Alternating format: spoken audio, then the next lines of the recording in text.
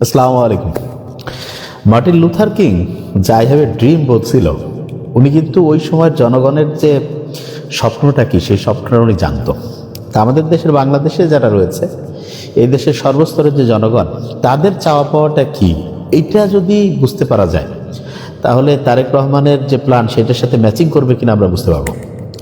প্রথম জিনিসটা মাথায় আনতে হবে, সেটি হচ্ছে যে আমাদের দেশের প্রত্যেকটা মানুষ, সে যেই পার্টিরই হোক, যেই মতাদর্শেরই হোক, যা তার মনে থাক, প্রত্যেকের একটা চাওয়া হচ্ছে প্রত্যেকটা জীবনের যাতে সিকিউরিটি থাকে, নিরাপত্তা থাকে। প্রত্যেকটা মানুষ চায় তার নিজের, তার ফ্যামিলির, তার পরিচিত অপরিচিত যে কোনো লোক যাতে সবচেয়ে নিরাপদ একটা জীবন অতিবাহিত করতে পারে।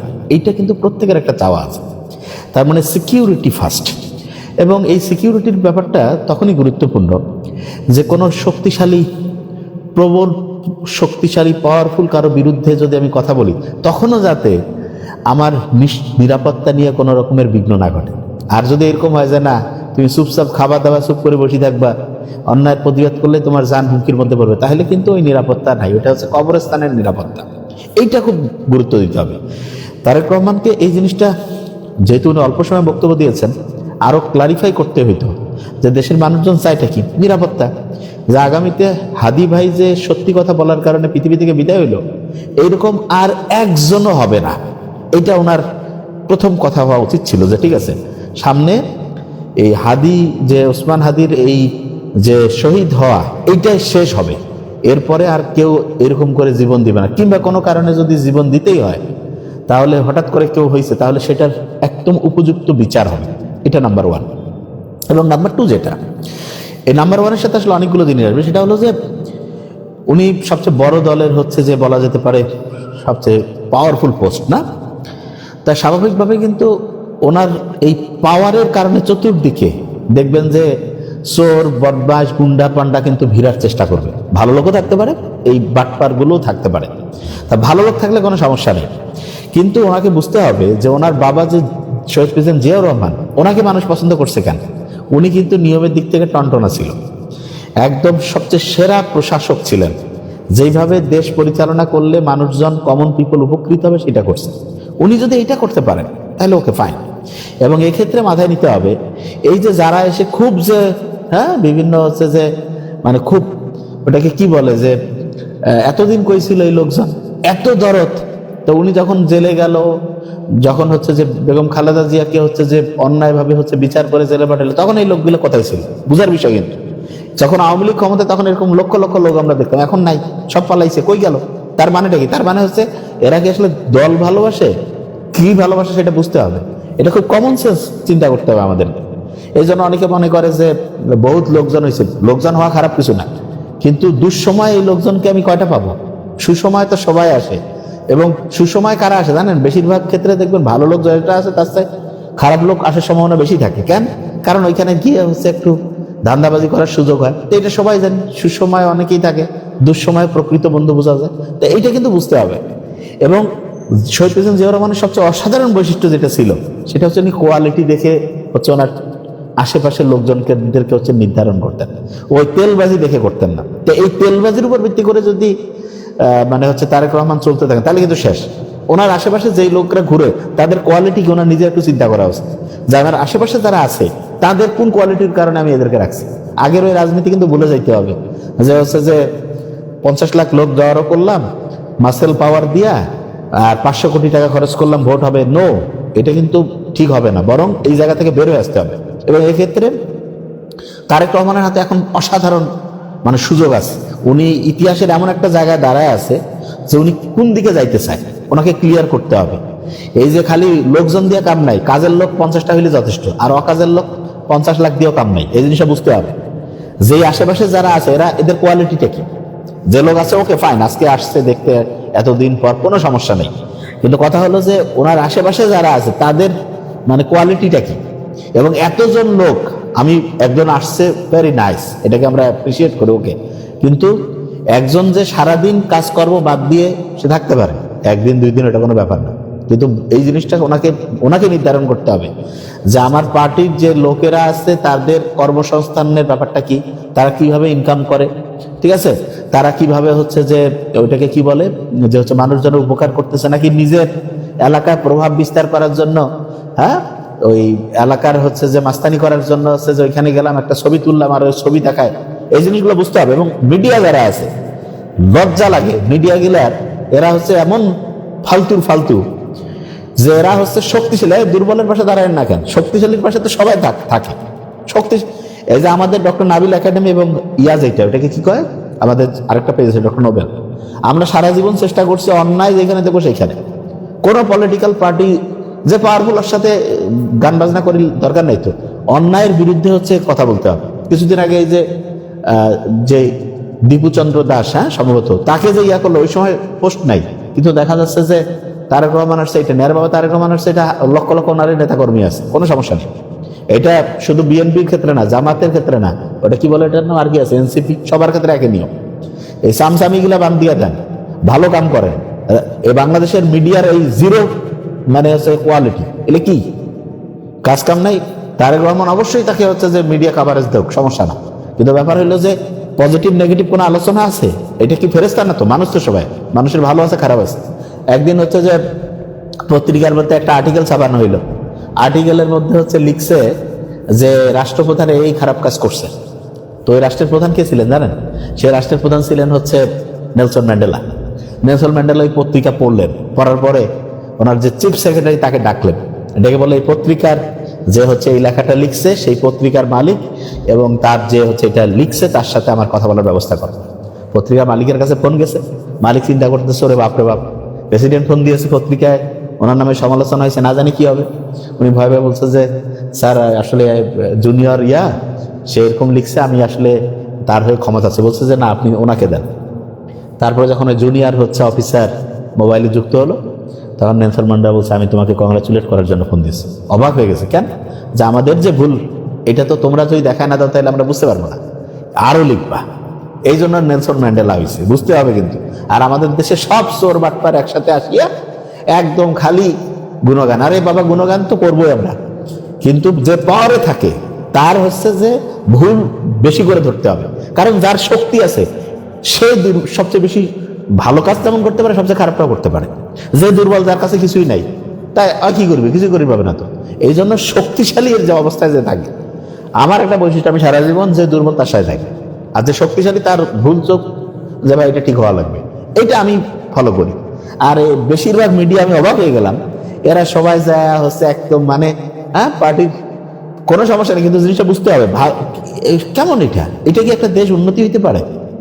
হ্যাঁ, এই জিনিসটা ভালো করে মাথায় নিতে হবে যে যে পাওয়ারে থাকবে তাকে সবসময় হচ্ছে রাডারের মধ্যে রাখতে হবে, ক্যামেরার মধ্যে রাখতে হবে, তার দ্বারা যাতে কোনো খারাপ কাজ না হয়। এবং এই যে বাংলাদেশে একটা দলের অবশ্যই নেতাকর্মী থাকা ভালো, এবং এটা সবার ক্ষেত্রে, এটা শুধু যে ওই বিএনপির ক্ষেত্রে তা না, এটা জামাতের ক্ষেত্রেও, জামাতের নেতাকর্মীদেরকেও দেখতে হবে তাদের নাম ভাঙায় কেউ কোনো জায়গায় কোনো রকমের অনিয়ম করতেছে কিনা দেখতে হবে, এটা এনসিপি কে করতে হবে। এবং এনসিপির ক্ষেত্রে তো এটা ভয়ঙ্কর, অনেক জায়গা থেকে এত তথ্য আসে যে এনসিপি লোকজন হচ্ছে যে হ্যাঁ কোটি কোটি টাকা অনেক ইনকাম করছে, সত্যি সবার ক্ষেত্রে না, অনেকের ক্ষেত্রে এটা আসছে। তো এইটা কিন্তু তার মানে গুরুত্বের সাথে নেওয়া উচিত। এই চোর বাটপার দিয়ে দেশ চলবে না বাবা, এবং এই চোর বাটপারি যারা করবে তারা ইতিহাসে কোনো নামে থাকবে না, জিরো হয়ে যাবে। ওসমান হাদির কি টাকা ছিল না পাওয়ার ছিল? মানুষের ভালোবাসা কখন পেয়েছে? যখন বুঝছে এই লোকটা ঠিক কথা বলছে, এই ছেলেটার রাস্তাটা সঠিক ছিল। একটা জিনিসও দুই নাম্বারই না, যেটা মুখে ছিল যেটা মনে ছিল সেইটা একসাথে ম্যাচিং হয়েছে। তো এই জিনিসটা খুব ইম্পর্টেন্ট, ঠিক আছে? তা আমি যে জিনিসটা বলতে চাচ্ছি সেটা হলো যে তারেক রহমানকে আগে বুঝতে হবে যে দেশের লোকের চাওয়াটাকে, এক নম্বর নিরাপত্তা।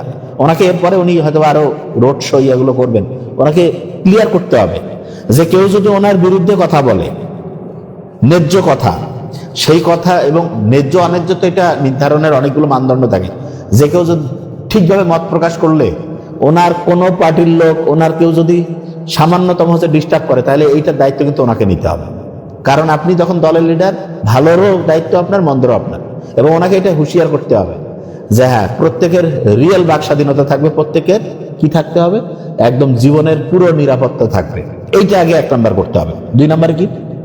দুই নাম্বারে হচ্ছে যে দ্রব্যমূল্যের যে নিয়ন্ত্রণটা, এটা যাতে ঠিক থাকে। এটা যে দ্রব্যমূল্য কিভাবে ঊর্ধ্বগতি হয়, সিন্ডিকেট কি করে দেখেন, এই যে বিভিন্ন যে প্রোগ্রামগুলো, এই প্রোগ্রামগুলোতে হিউজ খরচ হয়। আর পার্টির লোক যদি নিজের পকেট থেকে দিন, ধরো খুব ভালো দিলে ভালো, কিন্তু যদি এরকম হয় যে আমি হচ্ছে যে এই সময় 10 লাখ টাকা হচ্ছে খরচ করি দিলাম, আর হচ্ছে পরে আমি সিন্ডিকেট করে 1 কোটি টাকা উঠায় ফেলবো, তাইলে তো ওই টাকাটা পরে জনগণের কাছে আলাদা আলাদা করে হচ্ছে দেখা যায় জিনিসের দাম বাড়ায় দিতে হয়। এইটা ভালো করে বুঝতে হবে, এইটা যাতে না হয়। আমরা এই জন্য বারবার বলি যে রাজনীতি থেকে এই মাঝখানে থেকে এই যে চুরিটা যদি বন্ধ হয়ে যায়, তাহলে দেখবেন এই যে রাজনীতির যে এই যে এত হাউকাস, আর বাবা এটা রাজনীতি একটা জাস্ট, এটা কিন্তু খুব অসাধারণ কাজ, কিন্তু এইটাতে ওই লোকদেরকে আসতে হবে যাদের চিন্তা ভাবনাটা হচ্ছে যে আমি বাবা টাকা খাবো না, আমি দেশের জন্য, দেশ সারা জীবন দেশের মানুষজন আমার হচ্ছে ভালো কাজগুলো খেয়াল করবে, আমি হচ্ছে যে দেখা যাবো যে ইয়া করব, ওটাকে কি বলে, দেশের মানুষজনের হচ্ছে একটা সুন্দর ভবিষ্যতের জন্য আমার যে মেধা আছে, আমার যে বুদ্ধি আছে, সেটা আমি কাজে লাগাবো। কিন্তু এখন কি হয়েছে, এখন হয়েছে রাজনীতি মানে কার কত লোক আছে, কার কত হচ্ছে পয়সা আছে, তা পয়সা দিয়ে কি হবে, পয়সা দিয়ে পয়সা খরচ করিয়ে রাজনীতির মাঠে ভোট নেওয়া মানে কি, এটা তো 2 নম্বরই। আমার তো মাথায় ঢুকে না যে রাজনীতিতে তারেক রহমানের তো এটা করা উচিত যে প্রত্যেকটা ক্যান্ডিডেট এরকম বাছাই করে দেখুন না কেন, যারা হচ্ছে নিজেরা পকেটের 1 টাকা খরচ করে ভোট করবে না, ভোট করবে হচ্ছে জনগণ, এরকম করে চালু করুন না কেন, এটা তো করা উচিত। হ্যাঁ, এই যে গাজী শাকিলা স্বর্ণালী বলতেছে হ্যাঁ জামাতের বলে দালালি, এটা জামাতের দালালি কিভাবে হলো? মূর্খ, মাথার মধ্যে কি ব্রেন কি এক সাইডে ভাগ করা? জামাতের ক্ষেত্রে একই নিয়ম, কোন প্রোগ্রামে নিজের পকেট থেকে টাকা খরচ করলে মানে এই যে জনগণের টাকা দিয়ে হবে না, সবার জন্য একই নিয়ম। হ্যাঁ, এই জিনিসটা ভালো করে মাথায় রাখতে হবে। হ্যাঁ, ডাক্তারদের তো হিউজ সিন্ডিকেট আছে, ডাক্তারদের হচ্ছে যে এই যে ডাক্তার থেকে শুরু করে মাথায় রাখতে হবে। আমি সবসময় বলি সব পেশাতে ভালো লোক আছে, খারাপ লোক আছে, ডাক্তারদের মধ্যে ভালো আছে, খারাপ আছে। তা ডাক্তারদের মধ্যে যারা, একজন বলছে যে বয়লার নিয়ে আমি যেটা দিয়েছি সেটার আর্টিকেল সহ দেওয়া আছে, আপনি দেখেন এখানে ভালো করে আগে আর্টিকেল পড়েন তারপরে। আর আপনার যদি মনে হয় যে ব্রয়লার খাওয়া ভালো, আপনি দৈনিক ব্রয়লার মুরগি খাইতে চান। আজকে আমরা আলোচনা করতেছি অন্য বিষয় নিয়ে, একজন আসছে হ্যাঁ ব্রয়লার নিয়ে কথা বলতে, বুঝাইতে পারছি? হ্যাঁ, তা যে জিনিসটা বলতেছিলাম খুব ইম্পর্টেন্ট, সেটা হলো যে কোনো বিবেক বলে একটা জিনিস আছে না, নিজের বিবেকটা কাজে লাগাইতে হবে। যে আমি যে কোনো মানুষের এই বিবেকটা হচ্ছে সবচেয়ে ইম্পর্টেন্ট জিনিস।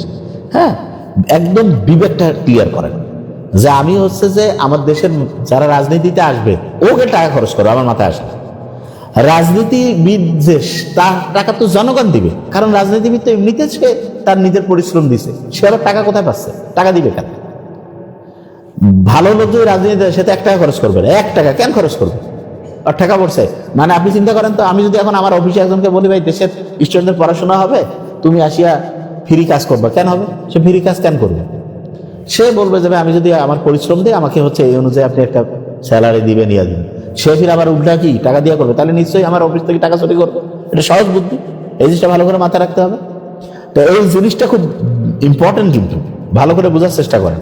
প্রত্যেককে বারবার বলছি এই জিনিসটা ভালো করে বোঝার চেষ্টা করতে হবে যে আমাদের দেশের মানুষজনের যে চাওয়াগুলো, এই চাওয়াগুলো তখনই পূরণ হবে যখন রাজনীতি থেকে এই 2 নম্বরই টাকা ইনকামের রাস্তাটা বন্ধ হবে।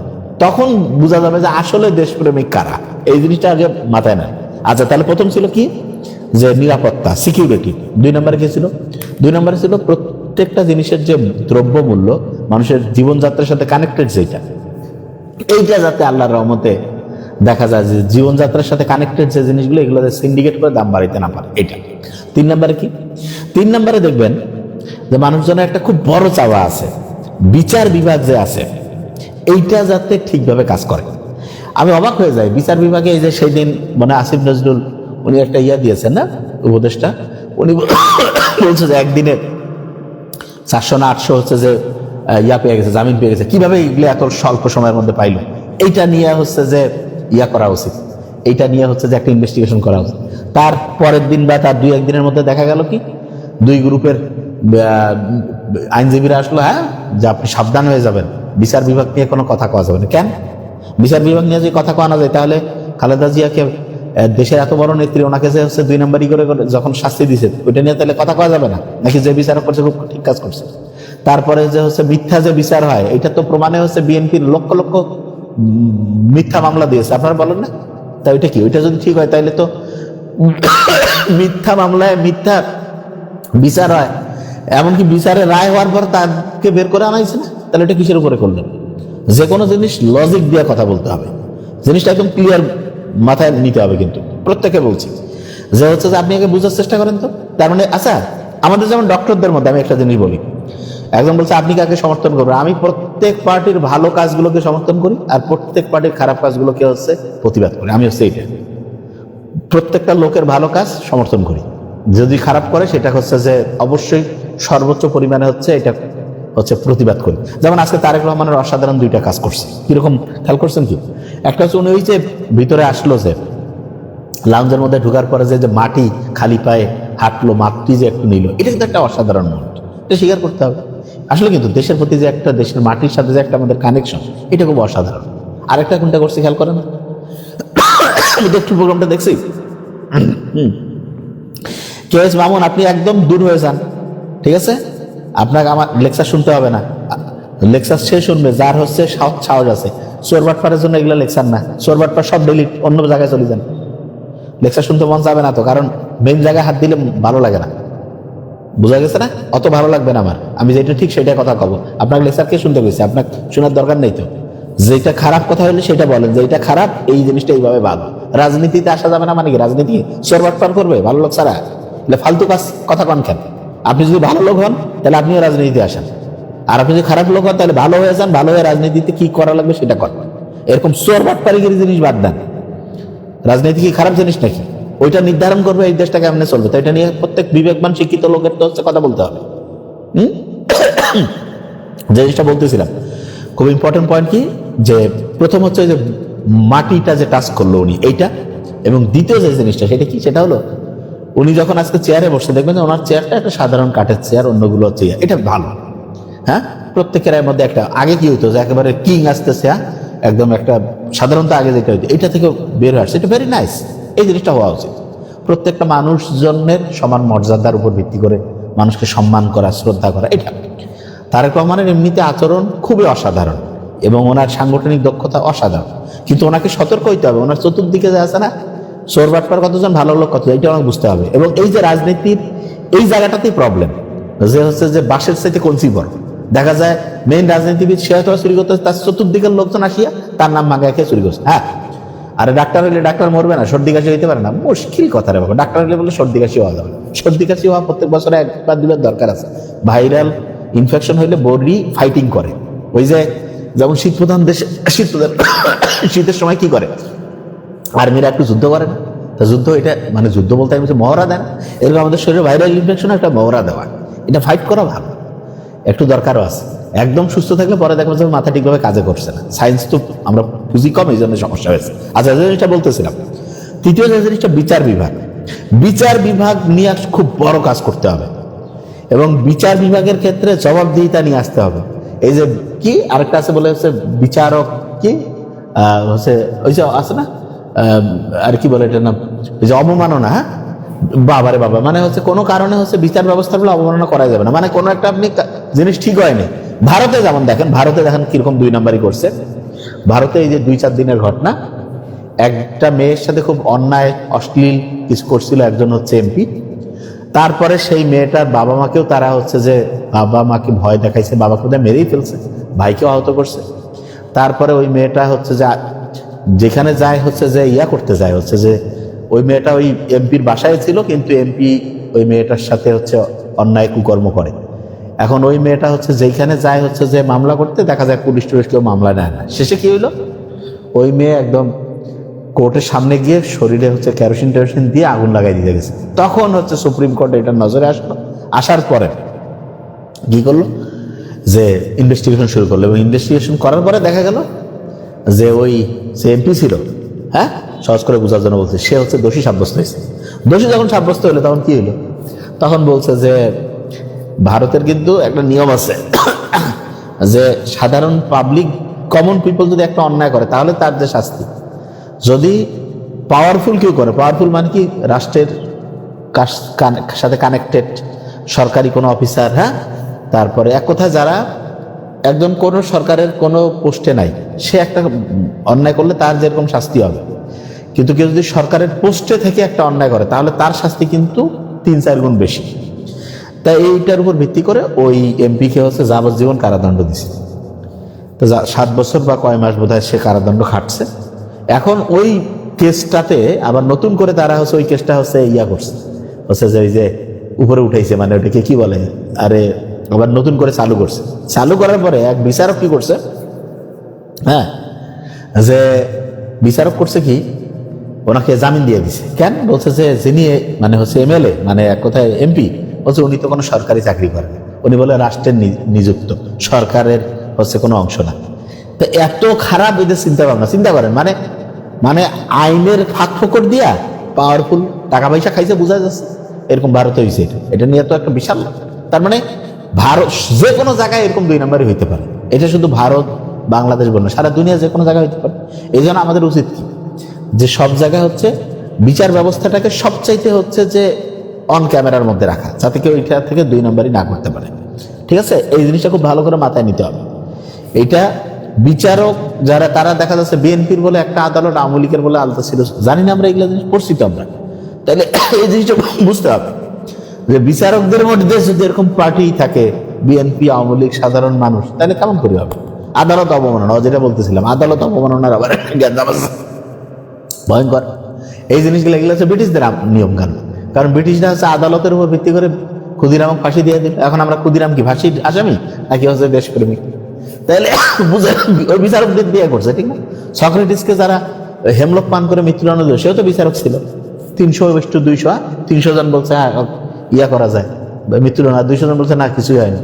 তার সংখ্যাগরিষ্ঠ বিচারকের হচ্ছে সিদ্ধান্ত অনুযায়ী তাকে মৃত্যুদণ্ড দিয়েছে। এটা কি ঠিক ছিল? ঠিক হয়নি কিন্তু। তাহলে এই জিনিসটা খুব ভালো করে প্রত্যেকে যাতে বুঝতে হবে। এবং এখানে বড় দল থেকে শুরু করে প্রত্যেকটা দলের এই জিনিসটা, যে আপনারা যদি একটা দেশকে ঠিক রাস্তায় নিতে চান, আগে আপনার দলের নেতাকর্মীদের ঠিক করেন, ওই নেতাকর্মীদের ঢুকান যারা মানে দেশকে কিছু দিবে। আর আপনার নেতাকর্মী যদি এরকম হয়, সবাই দলে যোগ দিচ্ছে কেন, যখন এখান থেকে চাঁদাবাজি ধান্দাবাজি করে টাকা খাবো, তাহলে কিন্তু শেষ। বুঝাইতে পারছি? এই জিনিসটা আগে মাথার মধ্যে ঢুকান। এত সহজ জিনিস কেন বুঝবো না? তাহলে 3টা জিনিস বলছে। 1 নম্বরে ছিল কি? 1 নম্বরে ছিল যে এই দেশের মানুষজনের চাওয়া হচ্ছে সিকিউরিটি, যে কোনো কারো সম্বন্ধে আমি বলতে পারি, এইটাতে যাতে কেউ এসে ডিস্টার্ব না দেয়, এটা প্রত্যেকের ক্ষেত্রে হইতে হবে। এটা 1 নম্বর। 2 নম্বরে কি? 2 নম্বরে হচ্ছে দ্রব্যমূল্যের যাতে ঠিক নিয়ন্ত্রণ থাকে, সিন্ডিকেট যাতে না হয়। 3 নম্বরে কি? 3 নম্বরে হচ্ছে বিচার ব্যবস্থা, মানুষ যাতে ঠিকভাবে বিচার পায়, এইটা খুব ইম্পর্টেন্ট। 4-এ কি আছে? শিক্ষা এবং স্বাস্থ্য। 4-5 শিক্ষার ক্ষেত্রে আমরা জানি যে সরকারি প্রতিষ্ঠানগুলোকে ভালো করতে হবে। তার মানে এটা কিভাবে হইতে পারে? বেতন স্কেল থেকে শুরু করে টিচারদের আপনি যখনই সম্মান দিবেন, মর্যাদা দিবেন, তখন ভালো লোকজন আসবে। এখন আপনি টিচারদের সম্মানও দেন না, মর্যাদা দেন না, কেন? ভালো লোক পড়াবে। সবচেয়ে ভালো লোক চায়নাতে টিচার হয়, আর বাংলাদেশে সবচেয়ে ভালো লোক কি হইতে চায়? সহজে কিন্তু টিচার হইতে চায় না। নর্মালি সবগুলো পড়াশোনার ডক্টর, ইঞ্জিনিয়ার হইতে হইতে যেগুলো একদম কেউ হইতে পারলো না, তারপরে যায় টিচার হচ্ছে। তাহলে কি হইল? আপনি ডাকলে তো হবে না বাবা, পোস্ট তখনই তো আসবে যখন ওইখানে সুযোগ সুবিধা থাকবে। তাইলে চায়নাতে সবচেয়ে বেশি 2টা প্রফেশনের মানুষদেরকে সম্মান করে, একটা হচ্ছে ডক্টর আর একটা হচ্ছে টিচার। তা আমাদের দেশে তো ডক্টর টিচার 2টারে, তার মধ্যে ডক্টর এখনো আছে কেন? মানুষজন চিন্তা করে যায় না সৎভাবে ইনকাম করা যায়, একটা টেকনিক্যাল বিষয়। আর টিচারদের ক্ষেত্রে সুযোগ সুবিধা ঠিকভাবে বাড়াই দিতে হবে, তাহলে জিনিসটা ক্লিয়ার হবে। বুঝা গেছে? আচ্ছা, তা জিনিসটা এখন বলছে যে দালাল, হ্যাঁ ঠিকই বলছে, আমরা হচ্ছে ভালো মানুষদের দালাল, যারা দেশের পক্ষে কাজ করে। যারা 2 নম্বরই করে চাঁদাবাজি ধান্দাবাজি, আর কে করতেছে সেটা সে বুঝবে, যার মাথার মধ্যে ঢুকছে যে সে নিজে চুরি করবে। কেন রে বাবা? প্রত্যেকটা লোকের হিসাব করা উচিত, যার ইনকামের সোর্স থাকে। অনেকে রাজনীতি করতেছে, তার আর অন্য কোনো পেশা নেই, তাহলে ইনকামটা করবে কোথার থেকে?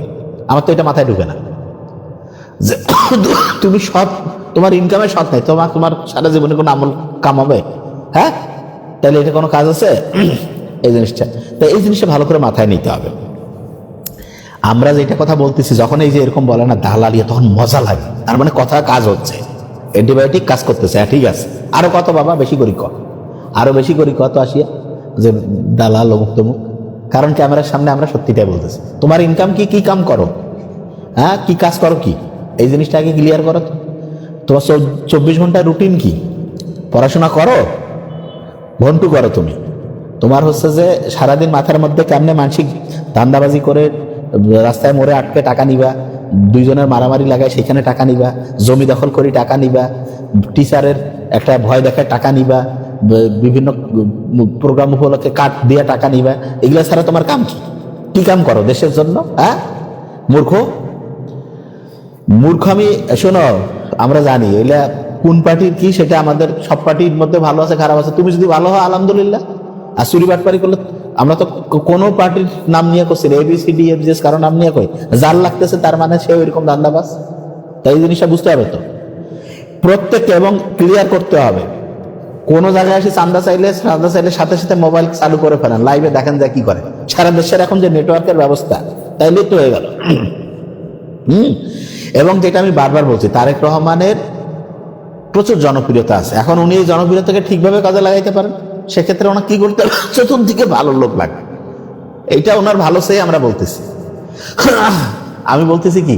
এবং এইটা সব পার্টির ক্ষেত্রে, যেমন সেই দিন একটা লাইভ প্রোগ্রাম আমার ছোট আমার ইমন পাঠিয়েছে, আমার ছোট বোনের হাজবেন্ড, যে বলছে অনেক জায়গায় নাকি হচ্ছে যে জামাত শিবিরের লোকজন যেগুলো করছে যে বিভিন্ন জায়গায়, সেখানে নাকি ওদের জনপ্রিয়তা কমছে। তাহলে আমার কথা যদি এরকম হয়, তাহলে সেই জায়গাগুলো আবার ভোট করা উচিত। ভোট করে যদি সত্যি তাদের জনপ্রিয়তা কমে, তাহলে তাদের ঠিক হইতে হবে। এইটা জামাত শিবির থেকে শুরু করে বিএনপি এনসিপি সবার জন্য একই ফর্মুলা।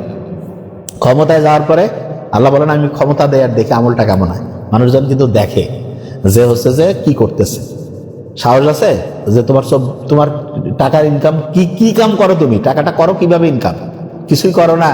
হ্যাঁ, খালি সারাদিন রাত মিটিং মিছিল করছো, চা খায় বেড়াচ্ছ হোটেলে, টাকা কোথার থেকে আসতেছে? ফেরেস্তা কি টাকা চাপা মেশিন বানাইছে?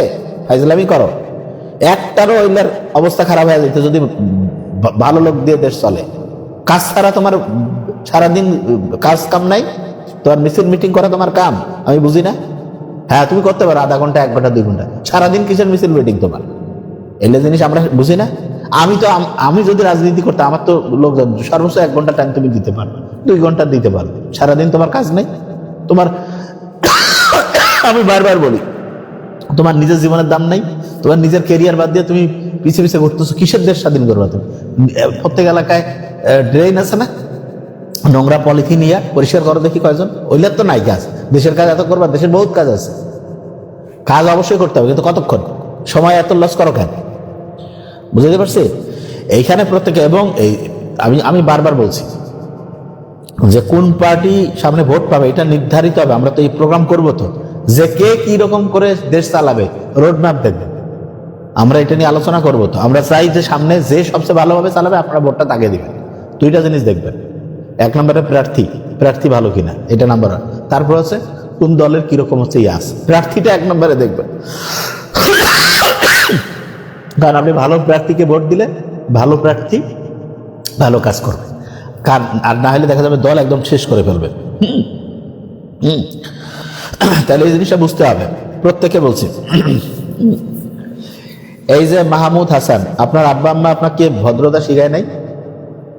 তা আপনি তো একটু শিক্ষিত মানুষ, আপনার কথাবার্তা কি, আপনার সন্তান কি আপনার কথাবার্তা দেখে? হ্যাঁ, না আপনার সন্তানকে আপনি এটা শিখান, ভদ্র মানুষ ভদ্রভাবে কথা বলবেন, ভদ্রতা শিখবেন। আপনার মা বাবা, আমি জানি না আপনার সন্তান আছে কিনা, ভদ্র কথা বলতে কি আপনি আপনার যুক্তি দিয়ে কথা বলেন না কেন?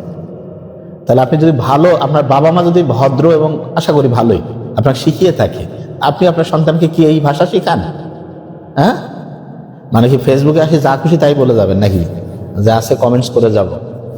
প্রত্যেকটা জিনিসের হিসাব আল্লাহর কাছে দিতে হবে। ভালো কথা বললে আপনি মানুষকে উৎসাহিত করবেন, আর 2 নম্বর কিছু বললে সেটার জন্য কোনো সমস্যা নেই। হ্যাঁ, জিনিসটা বুঝাইতে পারছি? এটা একদম ক্লিয়ার। এবং শোনেন, আমার কথা খুবই ক্লিয়ার।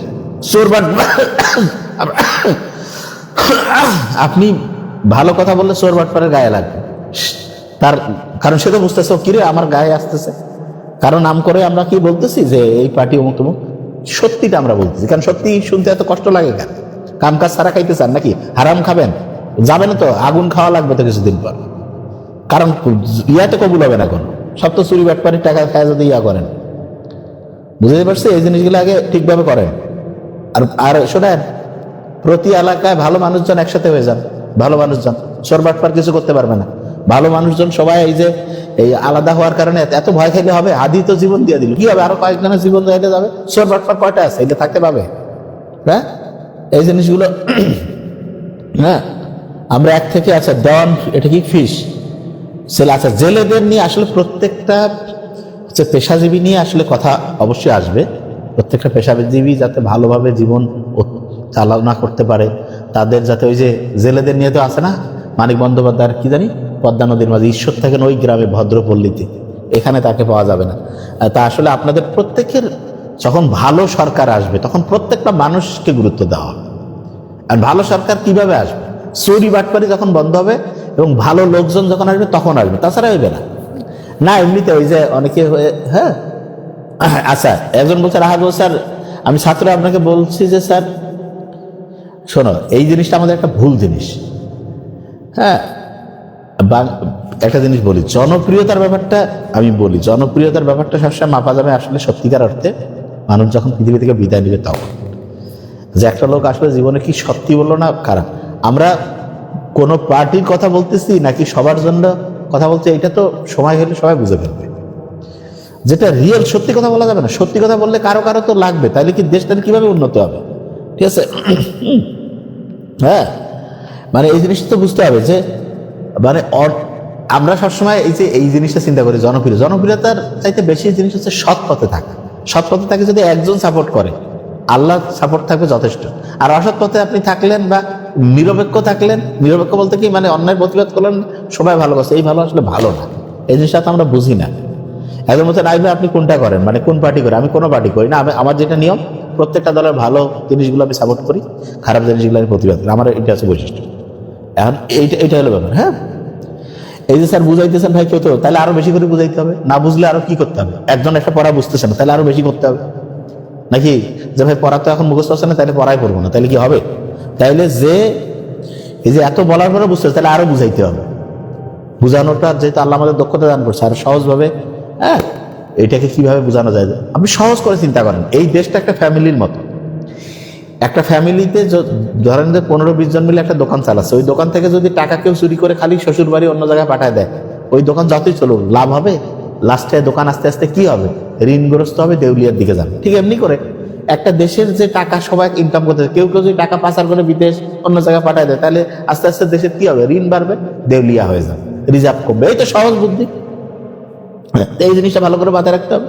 তো এই জিনিসটা আমরা প্রত্যেকে চিন্তা করবো যে 2 নম্বরের জিনিসগুলো থেকে আমরা যাতে বের হয়ে আসি, এবং প্রত্যেককে বলবো কমন সেন্স কাজে লাগাবেন, ভালো মানুষদের সাপোর্ট করবেন।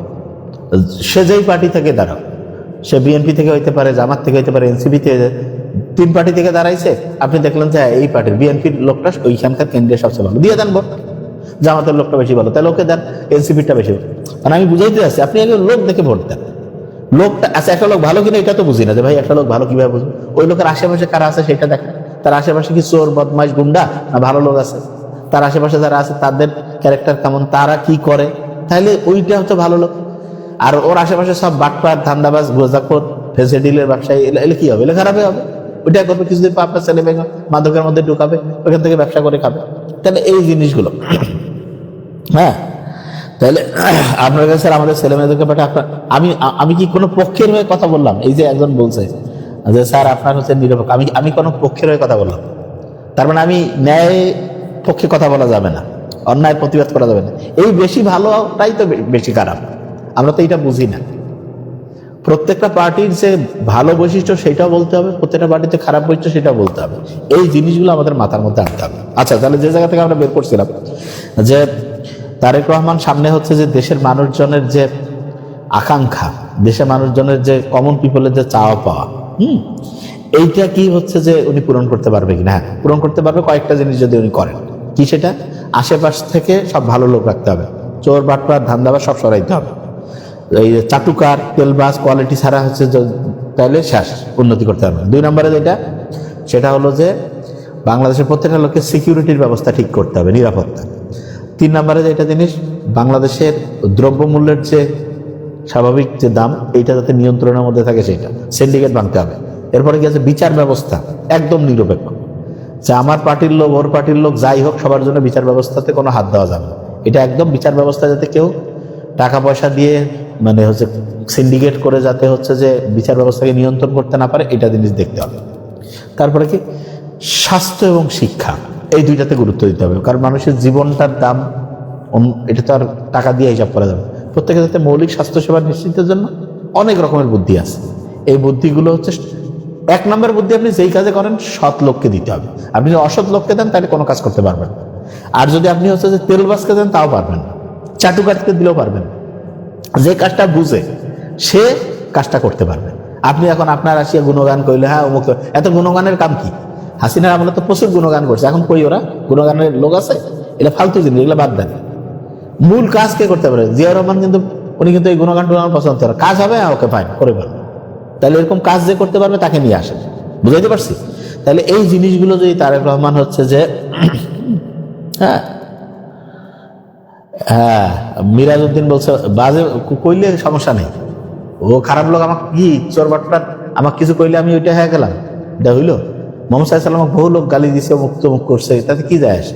এটা দেখতে হবে আমরা সত্যি কথা বলছি কিনা, ঠিক আছে? হ্যাঁ, যে যুক্তি দিয়ে কথা বলতে পারবে না সে হচ্ছে বোঝা যাচ্ছে তার মাথার মধ্যে কিছু নেই, সে এমনিতে ওই কমন কথাই জানে, এটা কয়ে লাভ নেই। তাহলে এই জিনিসটা একদম ভালো করে করতে হবে। তা আমার যেটা বাংলাদেশে ভালো দল আছে কিনা, বাংলাদেশে প্রত্যেক দলে কিছু ভালো লোক আছে, কিছু খারাপ লোক আছে, প্রত্যেক দলে। দেখতে হবে যে দলগুলো যদি ভালো লোকদেরকে গুরুত্ব দেয় তাহলে ওই দলটাকে আপনি তখন সাপোর্ট দিবেন। যদি ভালো লোককে যদি সে নমিনেশন না দেয়, ভালো লোককে যদি গুরুত্ব না দেয়, তাহলে আপনি তখন কি করবেন? এই জিনিসটা সবচেয়ে বেশি ভালো করে প্রকাশ করেন। ওকে, তাহলে এই জিনিসটা একদম প্রত্যেকের জন্য গুরুত্বপূর্ণ। এবং সামনে যে ভোট আসতেছে, এই সময়টা চোখ কান খোলা রাখতে হবে। খোলা রেখে দেশের জন্য যারা সৎভাবে কাজ করবে, যাদের টাকা খাওয়ার ধান্দা নাই, এবং যেটা আমি বলতেছিলাম তারেক রহমানের এটা উচিত যে এমন লোকদেরকে নমিনেশন দেওয়া যারা জনগণের টাকায় নির্বাচন করার সাহস হয়, যে নিজে টাকা খরচ করবো না, জনগণ আমাকে টাকা দিবে, সেই টাকা দিয়ে আমি ভোট করবো, এইরকম লোককে দেন, ভালো। তাইলে না বোঝা যাবে যে হ্যাঁ এই লোকের জনপ্রিয়তা আছে, ওই যে টাকা খরচ করি আর এটা ভোট করি কোনো লাভ নেই। বুঝাইতে পারছি? তাহলে ইনশাল্লাহ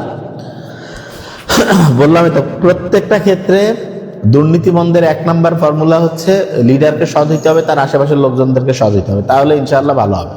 আর তা না হলে ভালো হইতে পারবে না। বুঝাইতে পারছি? এবং এই যে চাটুকার, তারপরে তেলবাজ, এগুলা দিয়ে দেশ চলবে না। যে কাজটা পারে তাকে দিয়ে কাজটা করতে হবে। ওকে, থ্যাংক ইউ সো মাচ। প্রত্যেকে ভালো থাকবেন। আসসালামু আলাইকুম।